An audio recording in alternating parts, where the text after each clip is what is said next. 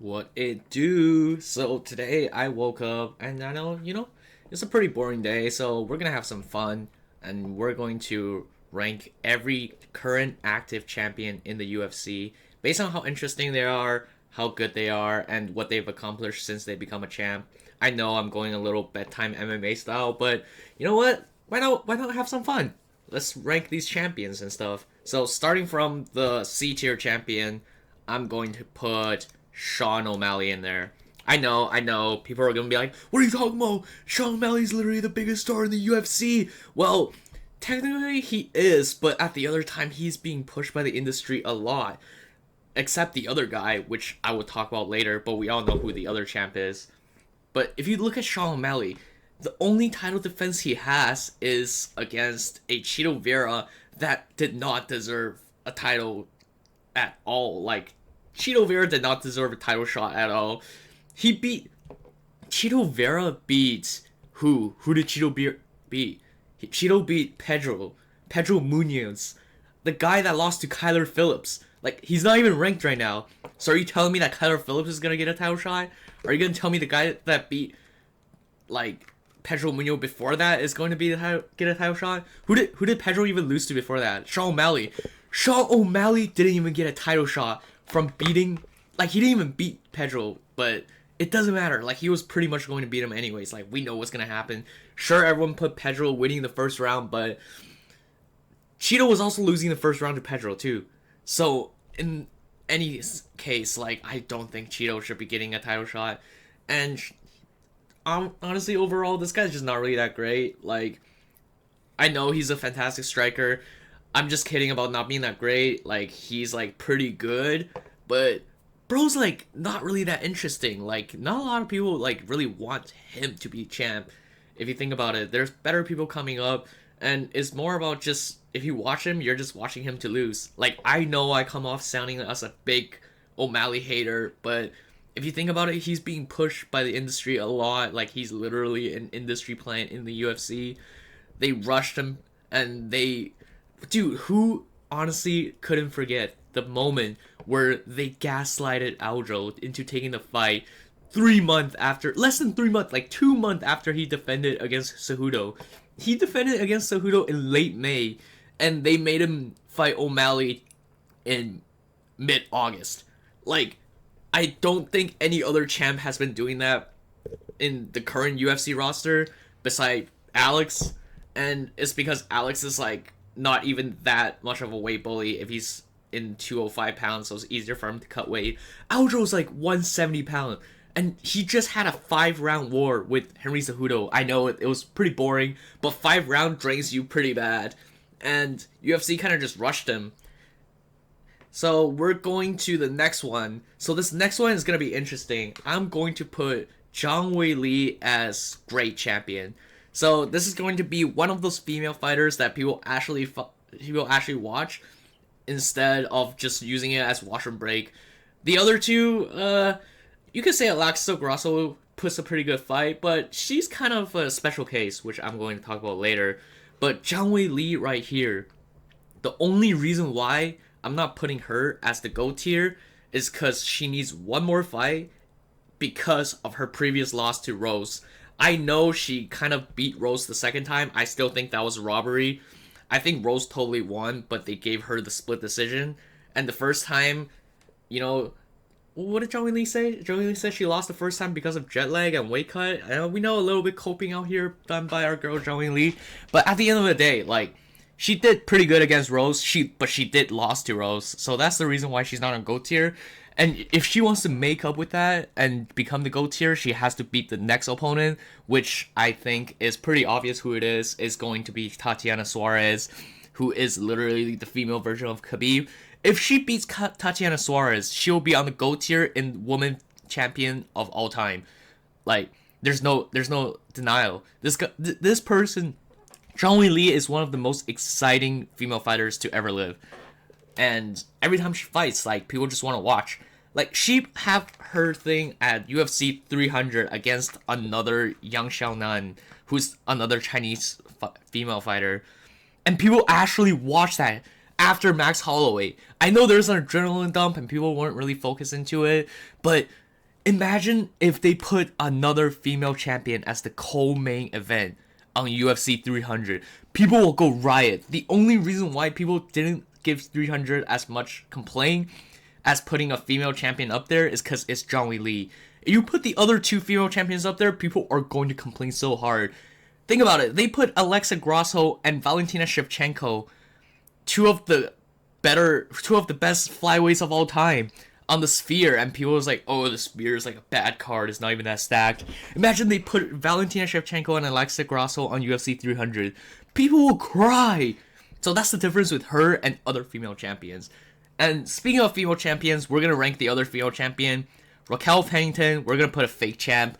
This is just one of those female champions that's like, if they're going to be the female champion in that division any longer, that division is going bankrupt. Dana's going to wipe out that entire division. Like, we've seen the stuff from Raquel Pennington. Like, she just loses to all the former champions.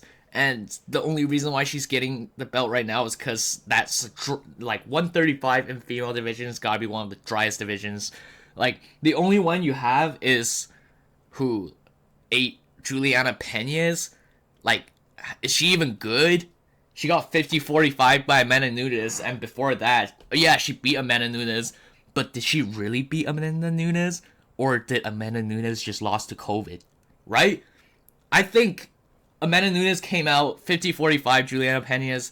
There's levels in that. Like, I'd rather get submitted off a fluke than get completely dominated all 5 rounds. It's to a point where Nunes weren't even trying to finish her. Nunes literally just tried to fight her and beat her up for 5 rounds just to kind of torture her and get a little self-esteem. I swear to God, Nunes was just so dominant in the 135 division that she kind of wanted to just lose on purpose to make her feel like this division is worth something. You know, it's kind of like, oh, I'm gonna let you win a little, and then she's gonna get her belt back. It's kind of like that. So I think she's probably going to beat Juliana Peñas, but let's be honest, like, this is going to be a very, very boring champion. She has no knockout. All her fights goes to a decision, no grappling, no finishers whatsoever. I can't wait for Kayla Harrison to come and just take the belt. But what do we know about that division? It's the only hope in 135 in the women division is Kayla Harrison, who's... You don't even know if she's going to make 135. She's literally struggling to make 145. And the last time we saw her, yeah, she made 136 and she was already draining. How are you going to cut the extra 1 pound? You're probably not. So she's probably going to be, like, gassed as shit when she's fighting for the belt, cutting that extra 1 pound. So I'm going to put her as fake champion. I just don't think 135 really has a champion right now. So I'm just gonna imagine that that whole division of 135 women is vacant. Oh, and speaking of fake champion, we're gonna go to the next one, Belal Muhammud. Actually, I'm gonna put Belal in front of Raquel Pennington. Dude, speaking of imagining that division is vacated, I'm right now, my mindset on the entire welterweight division is just there's no champion right now, and Leon Edwards just vacated the belt. Because you think about it, Leon Edwards is gotta be the most overrated champion in the recent history. I'm probably gonna make this a separate whole video about it. But Leon Edwards just doesn't seem a good champion. Who did Leon beat? Leon beat a Kamaru Usman who dominated him 4 rounds to 1 and got a lucky head kick. Leon doesn't know how to throw multiple strikes at once. You're a fucking champion, Leon, and you don't know how to throw more than 2 strikes at once. You landed a perfect. I swear to God, that was perfect. It was kind of like that Homelander scene. You know, it was perfect. You know, I can hate Leon all I want, but that was a perfect head kick. But that was so lucky. Kamaru Usman literally ducked into his head kick. That's literally like he's asking to get knocked out. And the second fight, Usman just looked gun shy. And speaking of the second fight, if you really think Leon won fair and square, you're delusional. Leon, that was the biggest cheating I've ever seen in the second fight, where he grabbed the fence, multiple eye pokes, multiple fence grab. Fence grab would have been a point deduction and should be started off the ground. So it just doesn't make any sense. And you need that much cheating to fight a Usman that was hella gun shy and just doesn't really engage that much, who has a broken knee, and you still need to fence grab and all of that. That's why I think Leon's just a fake champion, and I just don't think he's like a real champion. And oh my god, we're literally talking about Leon. I forgot. This guy is the champion of this division right now. That's how much I hate Belal Muhammud. Like, I can't believe he's the champion right now. I'm gonna tell you this right now. If Colby Covington, you guys have to, every Colby hater right now has to get on their knee and thank Masvidal. Like, you guys actually need to thank Masvidal. Because if Masvidal didn't punch Colby in the back of the head and made him all gun shy and stay away from the fight game for that long, like, they literally had a year where Colby didn't fight because he was just suing Masvidal for cheap-shotting him. Colby would be the champion right now if Masvidal didn't backshot Colby in the head. Not backshot, no. Yo, guys. Yo, chill. There's no such things going on, but you know what I mean. Like, if Masvidal didn't cheap shot Colby in the back of the head, Colby will be the champion right now. Colby, dude, this guy fought exactly with how a prime Colby will fight, but a 70% of the prime Colby. That's literally what Colby needed to do to beat Leon. If you think about it, Belal just did exactly what Colby does to Leon.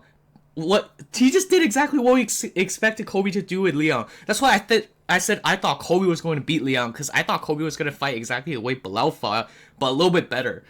And if you think about it, he could have done that. He was just too scared that Leon's going to KO him. But when's the last time Leon KO'd anyone? Right? Like, Belal literally just slammed Leon like how we thought Colby would do. And if you really look back into that Leon fight and Colby fight, I know a lot of people are saying, oh, the Leon fight and Colby fight is a masterpiece.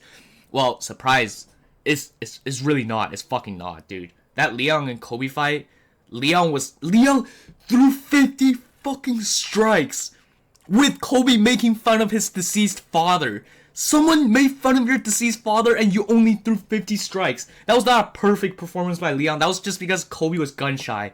And if Colby could take down Leon in round 5, round 4, and sometime in round 3 with pretty much a useless knee, because all Leon does is his little scissor leg kick.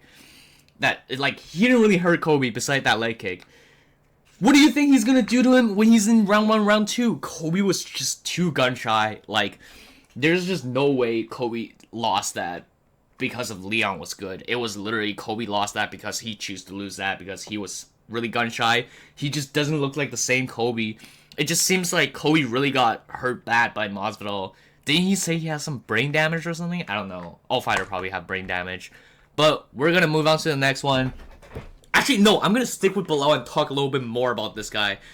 I think honestly, this guy's not the champ, and I should have put Shavkat Rakhmonov's photo up here because he's probably gonna be the champ like in October or December. But I'm hearing recently that Belal doesn't even want to fight him. Belal wants to fight Usman, or Belal's faking his nose injury that Leon cut him in the last second. Oh yeah, speaking of that, like, Leon couldn't have done that in the first round or something, at least won a round, but yeah, I'm gonna put Belal as fake champ. And next, we're gonna lighten up the mood a little bit. We're gonna honestly put something really great, great champ now. We're gonna put Ilia Topuria here on the great champ. I honestly say she is a more entertaining and a more stylistically better champ than Zhang Weili right now, although Zhang Weili's had multiple title defenses, 2-time flyweight champ, but, at the same time, that we're not talking about if Ilia didn't knock out one of the greatest featherweight of all time. And I'm gonna tell you right now, this guy could be the greatest featherweight of all time, and that tells you a lot.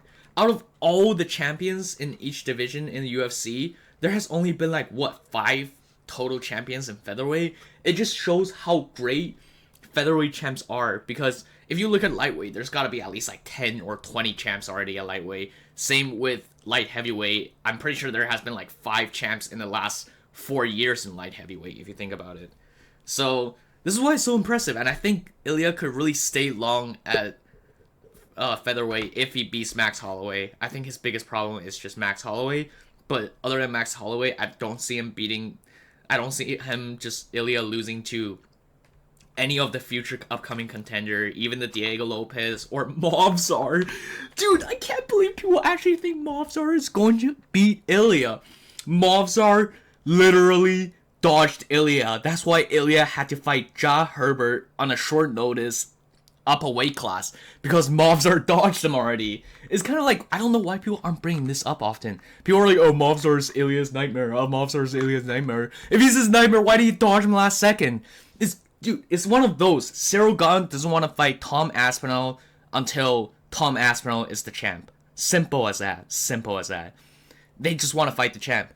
It's the same thing with, like, a lot of those things. So, I think Ilia, it really depends. He will be on the GOAT tier right now if he wins his next fight. If he beats Max Holloway, Ilia will be on the GOAT tier for one of the champs. He'll be one of the most exciting champs to see in the UFC. You're not going to hear any of those Islam Makhachevs. You're not going to hear any of those Jon Jones. It's going to be Ilia Topuria on the GOAT tier. He's going to be one of the face of the UFC. We've already seen how much he grew after he knocked out Volkanovski. He's pretty much O'Malley's hype, but he didn't even get built up like O'Malley. They kind of just gave him a bunch of fights. Like, the first time people really heard of Ilia was when he fought Ryan Hall, and nobody even cared about him. Imagine if O'Malley fought Ryan Hall, how much the commentary table is going to, like, glaze O'Malley. But nah, like, Ilia fought him, and they were just glazing Ryan Hall. It was like, oh, look at Ryan Hall's spin, look at Ryan Hall's Imanari roll, until Ilia knocked him the fuck out. But if Ryan Hall fights any other champ, like, they will be glazing that one right now. Alright, we're gonna move on to the next one. I'm gonna add some fighters to the this is like a middle section. It's like, they're not bad, but at the same time they're not really that entertaining too. I'm going to put Islam Makhachev at the I. Now, I know people are gonna be like, oh, why'd you put pound for pound number 1 on the I? Shouldn't he be in the GOAT section? Islam is literally the longest champion. Well, if you think about it, per Dana White saying, the GOAT is gotta be Jon Jones. I'm gonna get demonetized in this whole video. This video is gonna get taken down if I put this guy over Jon Jones, right? Nah, I'm just kidding. But it's just a personal preference. Listen, I love it. I love Islam. I literally said Islam is so good that he's better than Khabib. But it's just ranking the current UFC champions right now and how good they have been showing. Islam has been pretty disappointing. If you think about all of Islam's fight, besides the Oliveira one, he's never really dominated. Yeah, like, look at the Volk fight. It's been close as fuck. Like, you can literally argue that Volk won the first fight. And then people are gonna come up to me and be like, yeah, but he knocked him the fuck out in the second fight. Dude, he was fighting an alcoholic Jim Leahy from Trailer Park Volk in the second fight, who literally was battling mental depression because he didn't train for so long. We know when an athlete didn't train for so long, they're gonna have a lot of mental health problems. And that was literally the Volk that Islam was dealing with in the second fight. The only reason why Volk took that fight is because Volk had a surgery and he hasn't been training. He was like, oh, I want to just do something. I'm not feeling right when I'm not training. And suddenly UFC offered him a fucking fight. That's like saying, oh, if you don't smoke, if you're a random smoker that's like addicted to nicotine for a month and you just quit for a month and you're a nicotine addictor and someone's like, oh, yo, you want to come smoke a cigarette? It's like asking if UFC offered Volk Islam. Volk is gonna say yes, even though he knows that's a bad idea. He's gonna be like, oh, this is bad for me, although I've quit for a month. Islam is the cigarette to Volk's I'm addicted to nicotine. Like, that's literally what happened. They baited Volk into taking him the second fight when they literally have Gamrot ready. But why don't they want to give Islam Gamrot? Yeah, I get it, Gamrot's boring, but you gotta think about it again. They want Islam to beat a big name so his status goes up. They don't want to beat him, let him beat Gamrot. Imagine what the narrative is if Islam beat Gamrot. Oh, it doesn't really count. This guy fought a number 7 ranked contender on a 3-day notice. Dude, honestly, I'm just saying, they did Gamrot hella dirty. Gamrot should have got the title shot there because he was literally the backup fighter. You're the backup fighter and they didn't even use you as a backup. How fucked up is that? That's pretty fucked up. So, yeah, I'm going to put Islam here. And the third fight he had with Dustin Poirier, who, speaking of not deserving a title shot, Dustin just uses his big name, and just threatens retirement every time he doesn't get a pick and choose fight. That's literally what Dustin is. And all the other lightweight, there were 3 lightweight at least that fought the card before Dustin fought on UFC 300 that was better than Dustin. And Islam went tooth and nail with Dustin. I literally said Islam was going to beat Dustin in the first round. He should have beat Dustin in the first round. Dustin shouldn't even look that good against Islam.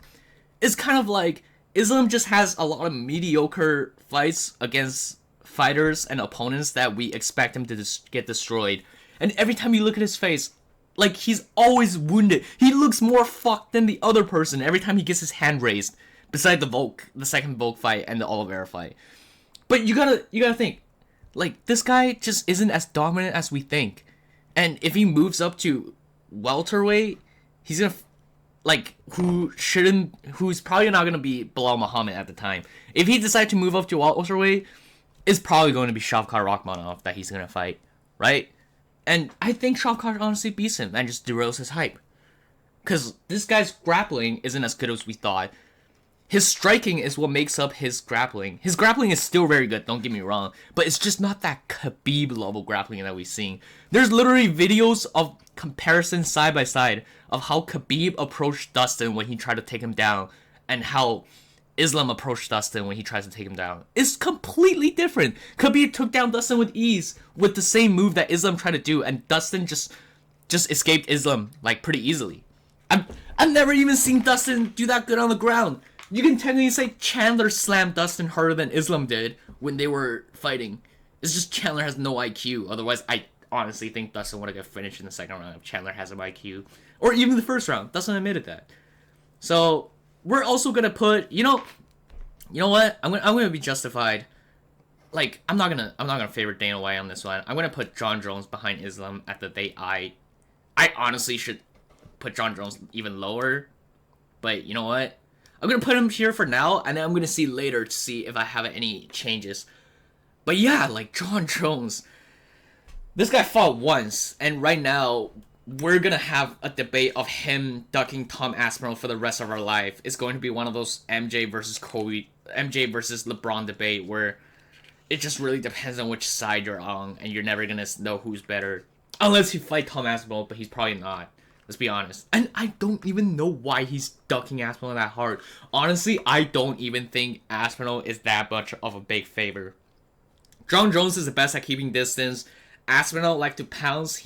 Aspinall is kind of like a heavyweight version of, let's say, like, he kind of fights like a tiger. He kind of pounces on you, and then he'll pounce away once he does his damage. He'll jump, he'll get his hands up, he'll be kind of free, looking kind of like, chilling and stuff, and then he'll suddenly jump forward, hits you with 1-2, and then Tom Aspinall will jump back.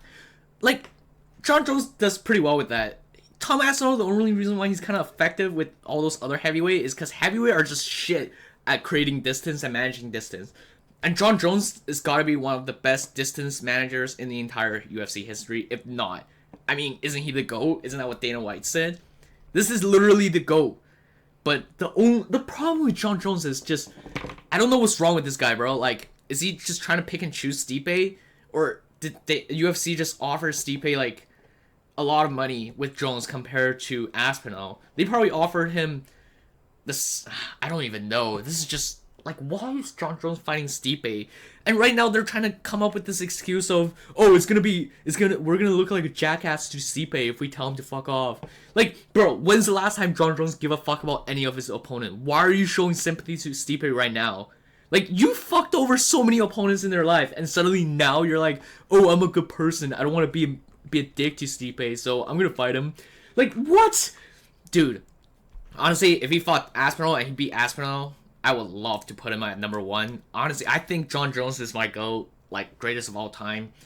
Although there's, like, all those cheating allegations and pulling out fights and doing drugs, But I just think one fight against Cyril Gane isn't going to make you the GOAT. And yeah, that fight was pretty dominant. Nobody has looked like that to Cyril Gane. He literally came out and just completely ragdolled Cyril Gane. But that was the only reason I put him as If Jon Jones fought Stipe first to get the belt, I would be putting this guy as fucking fake champion right now. But it's because he beat Zero Gun that I'm gonna put the I. You know, I gotta give credit when credit's due. That was a fucking great fight. And every one of you guys that sat there and watched when Jon Jones beat Zero Gun probably thought it was a great fight. I'm gonna tell you right now, the only reason why you guys aren't happy with me putting him as the I is because you guys are just Jon Jones haters. Let's be honest. Like, he didn't do that bad. Like, with Zero Gun, it's just he's been super inactive. And that's the reason why I'm putting him as the I. But there's no way I'll put him as C tier or fake champion. It's just simple as that.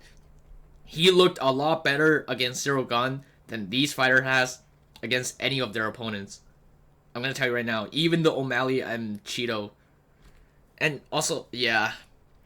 Now we're gonna go to the greatest female fighter in the UFC history, or at least, I'm kidding. She's not the greatest, but Alexa Grasso, we're putting her as C tier. The only reason I'm not putting her as fake champ is because she actually convincingly beat the greatest flyweight of all time, Valentina Shevchenko, although I do think Valentina won the second fight. There's just no way you gave her 10-8 this last round. It just doesn't make any sense. Like, if anyone watched that 5th round with Shevchenko and Grasso 2, nobody will give Grasso 10-8. And literally, that's the only reason why it was a draw, because of that 1 point. The 10-8, which shouldn't even be a thing, right? If you think about it, Grasso, I'm not putting her as fake champion because she's really not. Like, she beat Valentina Shevchenko. But we're looking in terms of fake champion, and all these other tier is based off like how they do afterwards. And if you look at what Grasso did afterwards, she went to a draw with Shevchenko, and she's been super inactive, honestly. So I'm gonna put her, she's like C tier champion, because she didn't even defend her belt. She technically should have lost her belt if you think about it. And honestly, I don't really mind that they're having a third fight, because if you think about it, they're technically 1-1 right now. But you're gonna rob Shevchenko and give Grasso the second fight, which is, I don't get it. But whatever, they're getting the rematch right now. Although I think she is going to win the rematch, because Shevchenko is just out of her prime now. It's taking way too long. And Grasso has been pretty inactive for the past couple of years. Like, it's been almost 2 years since she fought, and she's only fought one time more than Jon Jones. And we're out here complaining how Jon Jones has been pretty inactive. Like, Grasso literally fought on the same day with Jon Jones, and she's fought one more time, and she went to a draw. Like, that's pretty much it. And moving on to the next one, we're going to put Dricus Du Plessis. I'm going to put Dricus Du Plessis as great champion. Now, hear me out. I know Dricus just had his first title defense. A lot of people said he robbed Sean Strickland. But you look at Dricus right now. He pretty much almost ran through the entire middleweight division already. Like, if you look at who he beat. He beat the number one contender, Sean Strickland, although everyone says, yeah, it's robbery, whatnot. One of my friends went to Toronto and watched it live. They said, for some reason, I thought Strickland won, honestly. But my friend that was watching it live said he thought Dricus won because just watching it live had a different perspective. And apparently he says every time Strickland hits him, it's like, oh, whatever. But every time Dricus hits Strickland, he can hear the punch really, really clearly. It's kind of like one of those Izzy versus Alex 1 at kickboxing. Izzy threw more strikes, yes, but it didn't really do anything to Alex. Like, Izzy didn't really hurt Alex until the second kickboxing fight. The first fight, it just feels like Izzy was throwing pillow punches, and every time Alex throws one, it will be like Izzy's head snapping back. And that's the same thing with Dricus and Strickland. So, I wouldn't really fight you or try to argue with you if you think that Dricus beat Strickland. I honestly think Dricus beats Strickland is like more justified than this guy beats Peter Young. Like, I'm gonna tell you this right now. I stand by. I think Peter Young won that fight. Like, and then every one of O'Malley's fight in his last 3 fight is favorable to him. He beat Peter Young, quote unquote beat. If you look at it right now with the online Sherdog judging, 28 out of 30 refs, 28 out of the 30 judges give it to Peter Young when those two fought, and only 2 judges gave it to O'Malley. And you give O'Malley the split decision. I totally don't really get it. But yeah, Dricus beat Strickland more convincing than Sean O'Malley beats Peter Young. And then Dricus's title defense, which was Izzy, was just great compared to... I know, both Izzy and Merab kind of don't deserve it, but what's more impressive? Beating Izzy and finishing him while up on the scorecard, or 50-45 a Chito Vera, that's literally number 6 in pound for pound. No, in the whole bantamweight division. Chito Vera wasn't even top 5. He only got moved up to number 5 is because they removed Aljamain Sterling off of the ranking because Aljamain was moving. Like, so if Aljamain literally didn't fight, this guy should be top 5. And also they put him as top 5 because Cejudo lost to Merab. But I don't see when Peter Young lost to Merab, they put Peter Young below Chito Vera. Or did they? Nah, there's no way they ever put Peter Young below Chito Vera. That's just unacceptable. But yeah, like, I think Dricus is a great champ. I think he's going to defend his belt next against Strickland. Although I don't really know who's going to win, but this is one of those that, you know, with these two, I say if Ilia beats Max or if Zhang Weili beats Suarez, they're going to move up to the GOAT list. But I think Dricus just needs a little bit more time because right now people are still kind of doubting him. And also Strickland isn't going to be as a big win as Max Holloway. Like, let's just be honest. So I think Dricus, I'll put him up to GOAT tier list, but I just don't see how he's going to be at the GOAT tier list if he wins his next fight. And speaking of GOAT tier list, we're going to put the best Brazilian fighter to ever live on the GOAT tier list. We're going to put Alexandre Pantoja on the GOAT tier list. This guy has been a complete beast. I know, I'm kidding, guys. I'm kidding. I'm not putting him on the GOAT tier list. I'm going to put him as an AI. Simple as that. His first fight against Moreno, many of you guys could say he possibly arguably robbed Moreno. But that's just every annoying Moreno Lego fans in the world. Oh, I played my little Lego. Moreno got robbed. When Figgy beat Moreno, everyone says Moreno got robbed. That's just the annoying part about Moreno. Every time this brother lost, you get his little fans in the comment that's like, hey, clearly robbed. Same with, like, who's the guy that just beat Moreno? Who's the guy? Brandon Royval. You got people in the comment that's like, oh, clearly, Moreno clearly won. Dude, that was such a washed up Moreno. I can't believe how you guys even think it was a split decision. Like, I got Royval won unanimously, honestly. But, yeah, like, he beat Moreno. I think he beat Moreno, but you can arguably say that he got robbed. Like, if Moreno was Izzy and Pantoja was Strickland, they probably would have given it to Moreno. But, too bad. Pantoja's not Strickland, nor Moreno's Izzy. UFC is whatever with this guy, honestly. They tried to put him in the Brazil crowd, but that kind of flopped. They kind of had to have Jose Aldo to come back to kind of save that card. Pantoja. I don't even know who's fighting next, honestly. He's just not really in a... He's in a great position for him, but not for UFC. Because he's kind of cleared the entire division because they just didn't really want to give him a title shot because of the whole Moreno and Figueiredo 4 fights, right? But then you think about it, they didn't give him a title fight. This guy has just been the number 1 contender for years, and he's just been beating other number 1 contenders. So while Moreno and Figgy were fighting, this guy, Pantoja, has just been actively clearing out the division without a belt. He's kind of just defending his number 1 spot more than... He kind of defended his number 1 contender more than Figgy and Moreno defended their belt, if you think about it. He's done it at least like 3 times. He's fought Perez. He's fought... Like, fuck, I don't even know. Let's see who he's fought. Alejandro Pantoja, before the whole... Yeah, he beat Moreno right here. He's beat Perez. He's beat Royval. He's beat Cobb. He pretty much beat all the champion contenders before they even came out, like, to become a champion contender. And these are the fighters that, like, after he beat them, they got even better. So that they aged on him even better, right? But at the same time, this guy's just boring. He was a lot better as a contender. I think Pantoja is one of those that, if he fought like how he was as a contender, I will put him as great champ right now. But it's just too sad that he didn't fight like that when he was a champ. he kind of just used his size and hug it out. It's kind of like Izzy. When they're a contender, they be knocking people the fuck out here and there. And then when they're the champ, it's kind of like they just want to win off scorecard. Like, we're not going to sit here and pretend like Pantoja couldn't knock people out. Like, Pantoja used to knock people the fuck out. But now we don't even know if this guy even has, like, power in his punches. Like, championship Pantoja just feels like he has pillow punches and he just lays on you all fight. But you know who doesn't have pillow punches? We're going to go to the GOAT. It's going to be Alex Pereira! Shama, shama, shama, shama, shama, shama, shama, shama, shama. It's going to be the Shama Lord himself, Alex Poatan Pereira. This has got to be the best champ in the UFC right now.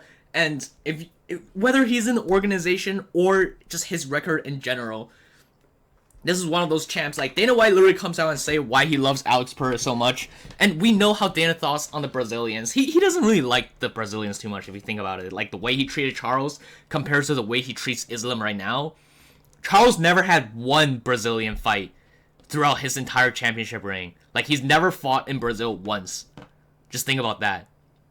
And he's always been... They let Charles fight Justin Gaethje in Justin Gaethje's home court. And the whole, like, scale thing just fucked over Charles, stripped his belt. Honestly, I'm telling you right now, the UFC did Charles so dirty. But just think about that. And Dana White loved Alex so much more, despite him being, like, a quote-unquote Brazilian. They've been, like, promoting him, and you can tell. They're trying to save him right now from Ankalaev. Although, I'm telling you right now, I love Ankalaev. I love Pereira, too. I honestly just love that entire light heavyweight division. Only, like, the top 5, like... Pereira to Rakic. That's pretty much it. I honestly don't give a fuck about anyone else in that division. But I think this guy has got to be on the GOAT tier list. The amount of champions he's beat the same amount of champions as Israel Adesanya has upon coming into the UFC. And we're talking about Leon being a fake champion. The last time Kamaru Usman, the last real champion at welterweight, won a fight was the beginning of Alex Pereira's career. And now he's arguably on top, a better fighter already than half of those UFC veterans combined. He's definitely a better fighter than Dustin Poirier, like, who's been literally in the UFC for, like, God knows 20 years. He's done it in 2 years, 3 years. This guy has sped run the entire UFC. He's literally what we thought Khamzat Chimaev would have been in the UFC if Hamza wasn't being such a little bitch. Oh, my tummy hurts. My tummy hurts. I'm Khamzat Chimaev. Remember that time when we thought Khamzat Chimaev was going to speedrun the UFC and become both welterweight and middleweight, like, champions? That's what Alex Pereira is right now. Like, and I think he is a better striker than Israel Adesanya. He's a much better striker, but Izzy just has a more complete form. It's just when they are fighting, it just feels like, I think Alex is the more efficient striker, but it's just Izzy perfected his striking a lot better than Alex does. Like, let's be honest, Alex is more of a self-taught guy. If you see Alex shadowbox, you're gonna think this motherfucker has never fucking fought in his entire life. But he's good. He's good with combining his awkward skills and stuff. It's kind of like Dricus, but he's like if Dricus' awkwardness and Izzy's perfection combine. It's kind of like he still look a little awkward in his fighting, but he's done it so much in his awkward fighting that it looks very smooth. And I think a lot of you are gonna be like, oh, he got knocked out last year. Yeah, he cut like 50 fucking pound fighting Izzy. Like, let's be honest, the whole point of Alex, even in the UFC, like, I hate to admit it, but you gotta give credit due when his credit is due. The whole point of Alex in the UFC is because they're trying to find someone to fight Izzy. Not that they want him to beat Izzy, but they kind of just want Izzy to beat him and make Izzy a better GOAT. Like, if you think about it. The whole point of this guy in the UFC is they just want Izzy to beat him, finally beat him, so there's a narrative of Izzy has knocked out everyone. And Izzy did beat him, but Pereira beat him too, if you think about it. They never wanted Pereira to become the champ, UFC, but now he's becoming UFC's most loved champ. UFC kind of just wanted Pereira to lose to Izzy, and then they just tell him to fuck off. Kind of like what they did. Remember when Dana White's first reaction was when they asked, after Pereira lost to Izzy, they asked Dana White, is Pereira going to be fighting at light heavyweight? Dana was a little optimistic about it. He was like, he's going to be the contender first before. But look at Dana White now. Dana White literally has been saying that Pereira's his favorite champion. Of course, besides Jon Jones, right? Like, that's gotta be Dana White's favorite. Dana literally pays people. Like, did you guys see that? Dana made a whole promo on Jon Jones being the GOAT. Like, he's fucking introducing a new UFC event. He just made a 2-minute video just based on how good Jon Jones is. But now Pereira's kind of on that same level. And Pereira's, like, you look at Pereira's last fight. Who has Pereira fought? He's fought Yuri twice. He saved his last 3 card. He's fought Jamal Hill. He's fought Yuri before Jamal Hill. And he's fought Young, which I think he beat Young. Like, many of you guys, Izzy lovers, Pereira haters, I don't know what you guys are. Or, like, just Daggy fans are gonna be like, oh, Jan Blachowicz beat Pereira. No, he fucking didn't, bro. No, he fucking didn't. The same people that says Jan beat Pereira are the same people that said O'Malley beat fucking Peter Young. Like, that's the same people. It doesn't make any sense. How come you guys say, like, oh, hugging doesn't matter when it comes to O'Malley, but then fucking when Pereira fights, you're like, oh, Young beat him. Yeah, no, Young didn't fucking beat him, bro. Young was, like, gassed the fuck out of that whole fight. He beat Young pretty clearly. But yeah, like, he's gotta be the best champion right now in the entire UFC, just based off his act. Like, every one of his fight after a Young fight has just been spectacular. Like, he's been just putting out bangers and bangers. Every time there is an Alex Pereira fight now, people are going to watch, because he is the true definition of fighting. He's that, how we all fell in love with the fight game at the start, is where you just don't know if anything's going to happen any second. And your heart's just pounding, and you can't even blink, because the fucking moment you blink, you miss the whole fight. Like, Volk literally skipped forward, and the fight was over, like, that quick. And I gotta say, that's the same thing with Topuria. That's why I put Topuria up here, while he is rather new to the, like, UFC champion pool. It's because every time Topuria is gonna fight, you're going to watch him. And even if you're a Topuria hater, which a lot of you guys are going to be like, oh, but anything can happen. Like, I can't close my eye. I either want to watch him get knocked out or him knock the other guy out. And you guys know that he has the ability. These two have the ability to one-shot fucking anyone. And this is going to be my UFC tier list. I think, honestly, okay, I'm gonna be nice to you guys. I'm gonna put the eye to fucking O'Malley. He's honestly alright, and he's probably gonna stay here whether he beats Merab. But I just don't think he's going to be Merab. Like, is O'Malley going to be Merab? Probably not. Actually, no. Fuck that. I'm putting O'Malley as C tier. It just seems like he's just being too spoon-fed by the UFC. Like, he's being more spoon-fed than any of these people. He's getting, like, really good favors. It's just kind of sad to see, because bantamweight is just such a stacked division, and they're somehow spoon-feeding him. Like, you can't just be such a champ in the bantamweight when they're just spoon-feeding you and not letting you fight the top contender. Like, why would Cheeto even get a title shot? Shouldn't Corey get a title shot? But yeah, and now, dude, honestly, like, I'm glad that whole phase of, like, just favoring O'Malley is over, because now they really can't favor O'Malley anymore. You got Umar coming up, that's literally O'Malley's nightmare, and Merab, and whoever after that is probably going to be even scarier. I'm going to say, like, Peyton Talbot, that guy's pretty scary, and I think they're going to speed run that guy like how they did with Umar. Assume O'Malley's even going to beat Umar. Like, let's be honest, Umar's not losing to O'Malley. But yeah, this is my tier list, and I hope you guys enjoy it. I kind of just made this because, you know, a lot of people has been pretty critical on those champions in the recent UFC. And yeah, hope you guys enjoy it. See you next time. Peace!